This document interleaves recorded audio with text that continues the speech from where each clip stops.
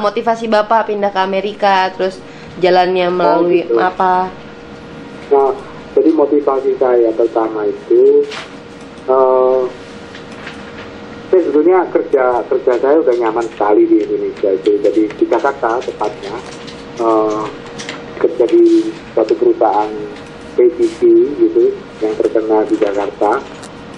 Nah, tapi karena dengan berjalannya waktu itu kan saat itu bertemu dengan keadaan yang semua orang tahu di Jakarta itu ada kerusuhan yang masalah 98 itu.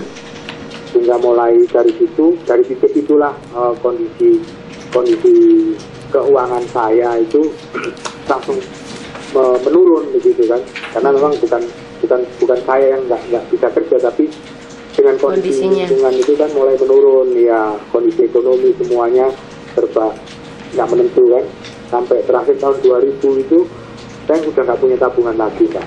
Sehingga saya sudah mulai berpikir bagaimana sih sebetulnya hidup ini gitu kan. Saya tanya istri saya, ngobrol ya, kita pikiran terus. Nah, akhirnya saya punya teman di Amerika gitu kan, masih sering dia telepon, dia bilang kenapa nggak coba ke Amerika aja. Ya udah, itu dari situ saya mulai berpikir bahwa mungkin juga ya ke Amerika, karena di sana di Amerika sini penghasilannya lebih gitu kan. Jadi dengan hasil yang lebih itu kan kita bisa kumpulin tabungan juga selain untuk hidup sehari-hari begitu. Jadi mulai tahun 2000 itu saya mulai ancang-ancang cari-cari gimana caranya ke Amerika. Saya banyak sekali saya ditipu, orang juga pernah, tapi untungnya ditipunya nggak banyak. Jadi agen-agen yang ada di Jakarta itu pada umumnya itu minta uang dulu Mbak, gitu. Nah, minta uang dulu, tapi memang nggak gede sih. Ada yang gede juga, misalnya dia minta 40 juta gitu ongkos ke Amerika, tapi dia minta 50% dulu.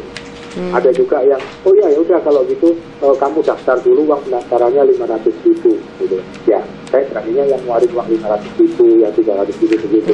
Tapi akhirnya itu nihil, cuma uang saya aja yang diambil, cuma dikasih kertas bahwa gini begitu ditolak, begitu.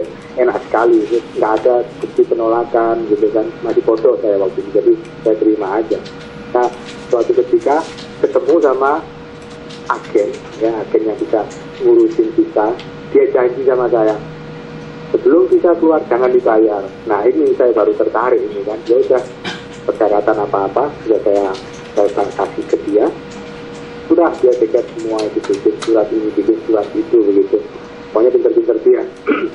Akhirnya suatu ketika udah dia daftarin ke kedutaan besar Amerika, terus ini sudah dijadwal jam berapa, udah wawancara sih. Akhirnya juga berhasil langsung begitu. Nah, saat itu begitu berhasil, kan namanya agen kan langsung dia ambil tuh paspornya kan. Iya. Paspornya dia ambil, dia minta duitnya. Mana duit saya gitu, untuk ongkos jasanya. Dia bilang, saya nggak punya sekarang, nggak bilang gitu. Tunggu ya, minggu lagi gitu saya keluar. Loh gimana sih? Iya memang saya sekarang ini lagi ngurus untuk biaya ini, saya nggak gadein rumah saya bilang gitu. Oh, sekarang dikit-dikit aja nggak ada, saya bilang gitu. Saya nggak punya uang yang sebesar itu, meskipun 1 juta saya nggak punya, saya bilang gitu. Hanya untuk makan aja, saya bilang. Jadi saya nggak gadein rumah itu, laku 86 sekian gitu. Saya ingat sekali 86. Jadi saya bayar ke dia, tingkat cintanya saya bayar ke dia, udah begitu saya keluar, saya bayar 20 juta dia minta. Ya udah saya bayar 20 juta. Jadi di luar harga tiket, saya tiket beli sendiri lagi Pak. Jadi beli tiket sendiri. Jadi saya bayar. Karena begitu. Dengan gadein rumah, ceritanya begitu.